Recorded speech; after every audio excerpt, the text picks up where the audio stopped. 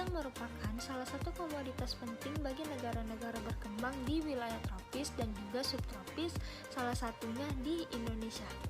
Buah pisang sering dikonsumsi setiap hari karena rasanya yang lezat dan juga kaya akan manfaat menjadikan buah pisang sering dicari oleh masyarakat.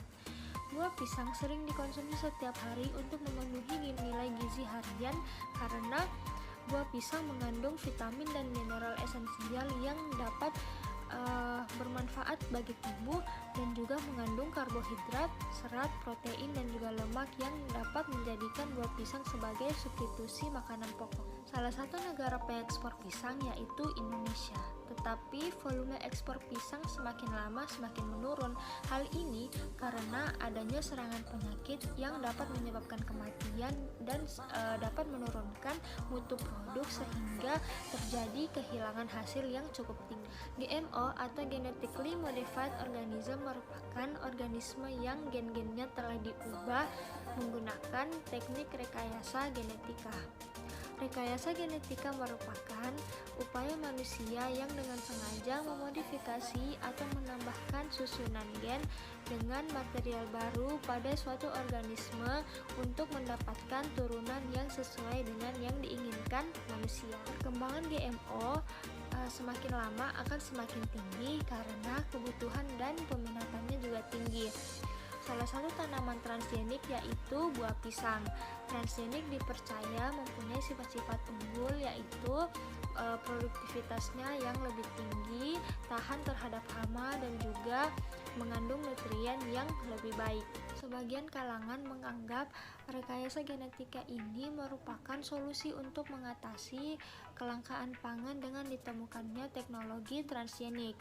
Pada produksi pisang yang menggunakan rekayasa genetika, tidak hanya terdapat dampak positif, tetapi juga memiliki dampak negatif.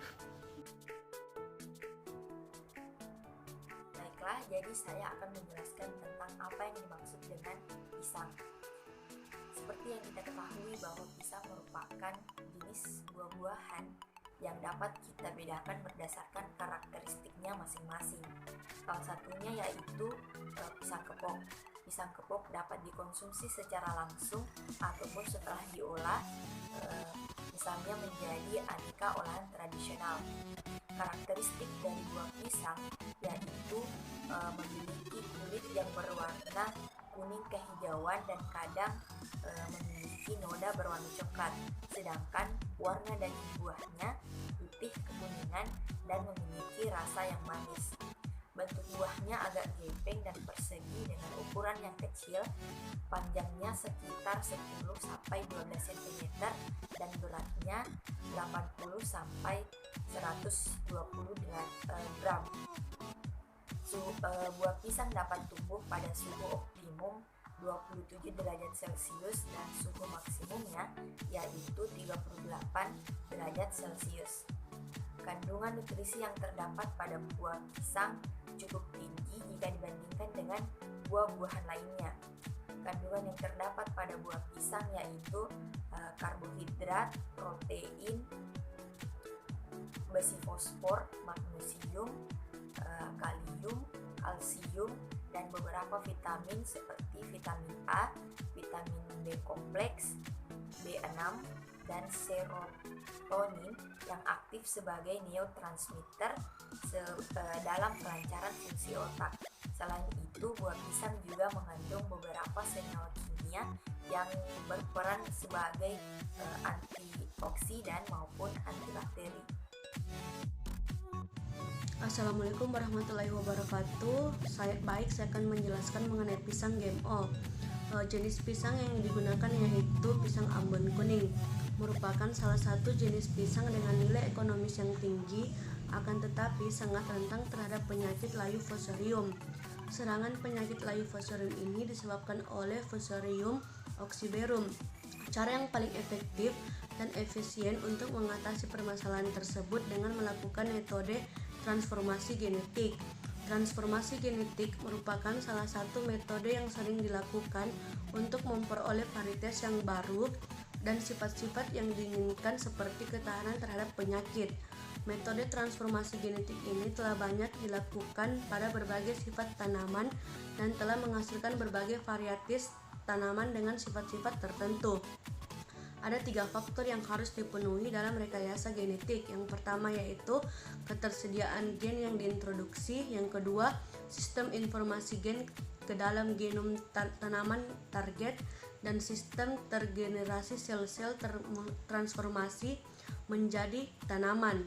Transformasi genetik pada pisang Ambon ini menggunakan tumefaciens trait EH101 dan LBA4404. Hasil yang diperoleh itu menunjukkan Agrobacterium tumefaciens dapat mentransfer DNA ke dalam pisang dengan efisien yang tinggi.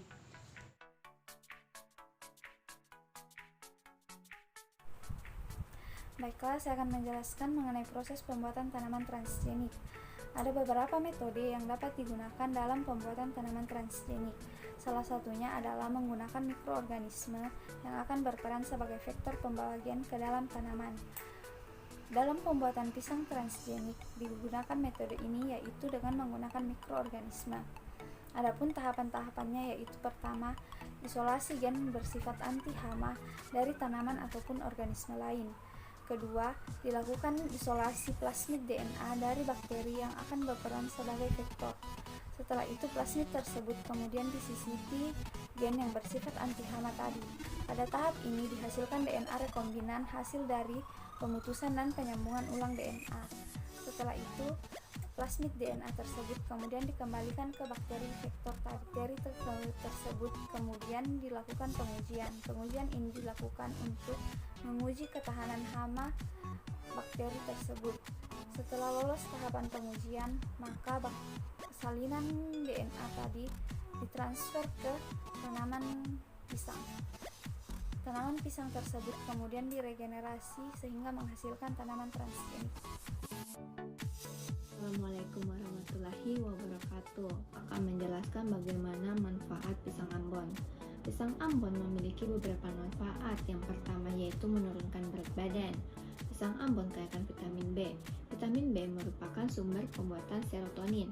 Serotonin dapat menurunkan asupan energi dengan cara menurunkan nafsu makan dan meningkatkan pengeluaran energi dengan mengaktifasi brown adipose tissue atau BAT melalui sistem saraf simpatis sehingga dapat menurunkan berat badan.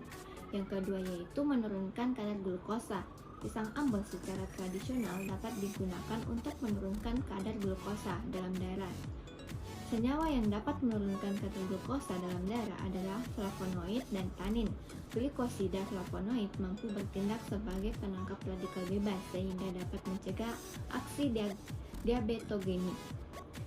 Tanin diketahui dapat memacu metabolit glukosa sehingga timbunan glukosa dalam darah dapat dihindari.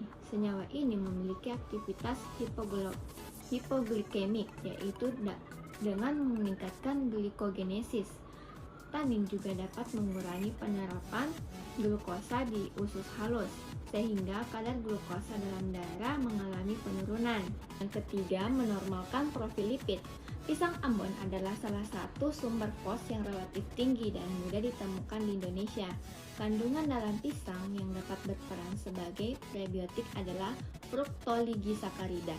Fos yang berperan sebagai prebiotik memiliki efek positif terhadap mikroflora usus dan dengan merangsang pertumbuhan dan atau aktivitas sejumlah bakteri di usus besar dan mengurangi penyerapan lipid disertai dengan peningkatan ekskresi lipid melalui feses. Berikutnya, manfaat dari pisang Ambon yaitu dapat menurunkan tensi darah atau tekanan darah. Sebagaimana kita ketahui, pisang Ambon memiliki kandungan kalium yang lebih tinggi dan natrium yang lebih rendah dibandingkan dengan buah pisang lainnya.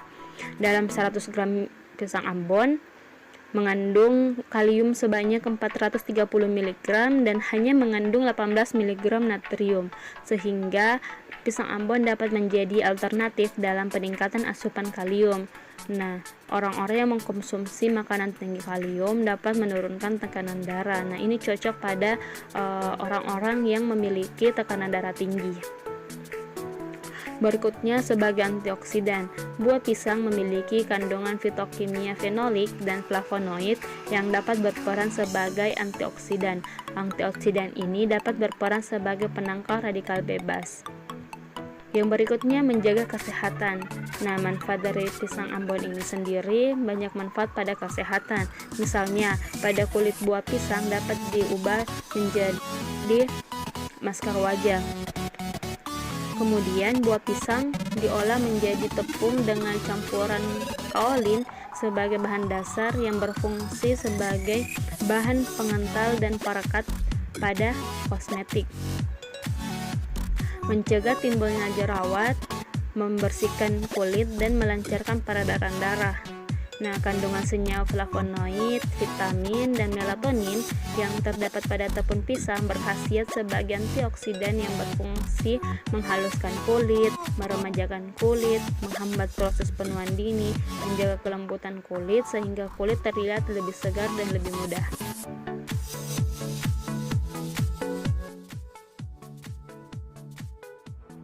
Baik, di sini saya akan menjelaskan mengenai efek samping pisang GMO yang dimana pada tahun 1994 sampai dengan 2001 telah dilakukan penelitian mengenai efek samping pisang GMO.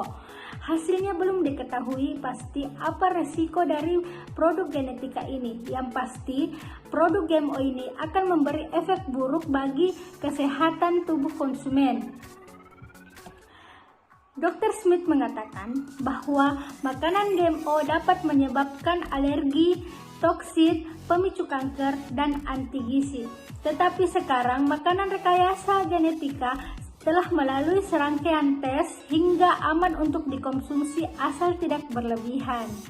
Nah, jadi kalian tidak perlu khawatir mengenai keamanannya. Nah, di lingkungan kita masih banyak berita mengenai ketidakamanan produk GMO ini, seperti produk GMO beracun, gizi yang dikandungnya kurang, bahkan resisten terhadap antimikroba alami. Padahal pemerintah telah menugaskan Badan Pengawasan Obat dan Makanan serta Balai Clearing Keamanan Hayati untuk memastikan setiap makanan aman untuk dikonsumsi. Terima kasih.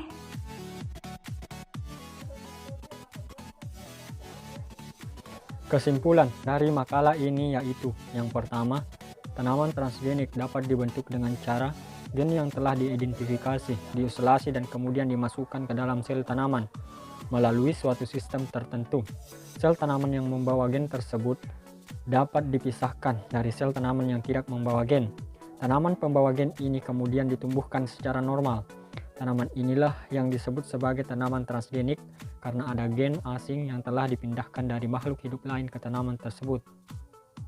Kemudian yang kedua yaitu manfaat dari mengonsumsi pisang yaitu menurunkan berat badan, menurunkan kadar glukosa, menurunkan profil lipid, dan sebagai antioksidan. Kemudian yang ketiga, makanan produk GMO dapat menyebabkan alergi, toksit, karsiogenik atau pemicu kanker, dan anti gizi. Namun setiap makanan GMO telah melalui serangkaian tes sehingga aman untuk dikonsumsi, asalkan tidak berlebihan. Sekian video dari kelompok kami, semoga hal yang kami sampaikan dapat bermanfaat. Terima kasih.